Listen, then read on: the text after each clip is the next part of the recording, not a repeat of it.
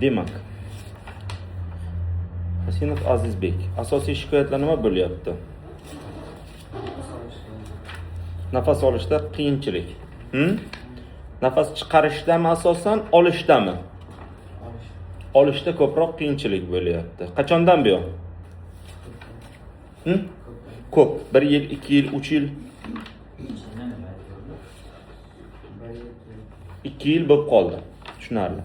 Hozir umumiy spirografiya, MSKT tekshiruvlarini o'tkazganimizda, umumiy allergologik holatlarni, qon tahlillarini tekshirganimizda o'pkada qo'rqinchli narsa aniqlanmadi. Yaxshi, lekin ozgina oldingi shamollashlardan qolgan o'choq izlari, kalsinatlar mavjud. Xo'p, MSKT pazuxa qilganimizda bu yerda burun to'sig'i egriligi, ozginagina chig'anoqlarning kengayganligi, shilliq qavatlarda biroz yallig'lanish belgilari mavjudligi aniqlandi. Spirografiyada esa umumiy 3,5 litrgacha bo'lishi kerak o'pkaning tiriklik sig'imi. Sizda bu 1,8 va 2 gacha darajagacha tushyapti. Ya'ni bu degani sizga 1,5 litr atrofida kislorod yetishmovchiligi bor. Xo'p, qon tahlillari tekshirganimizda umumiy qon tahlillari ko'rsatkichlari yaxshi, lekin allergologik holat, ya'ni immunoglobulin E tekshirganimizda bu normadan 2 barobar yuqori.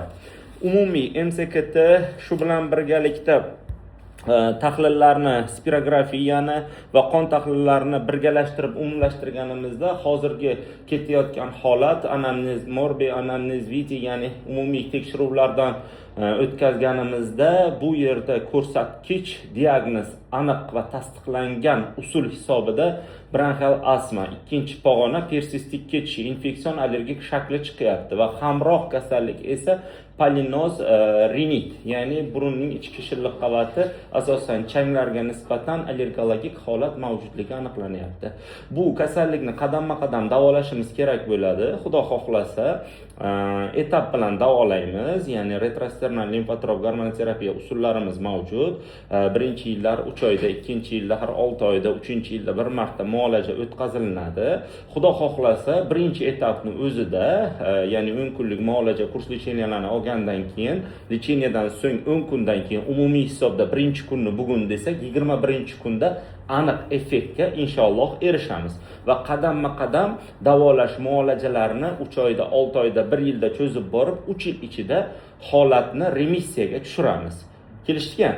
Undan keyin ham xudo xohlasa 1 yilda bir marotaba konsultatsiyamizdan o'tib, nazoratimizdan o'tib turishingiz kerak bo'ladi.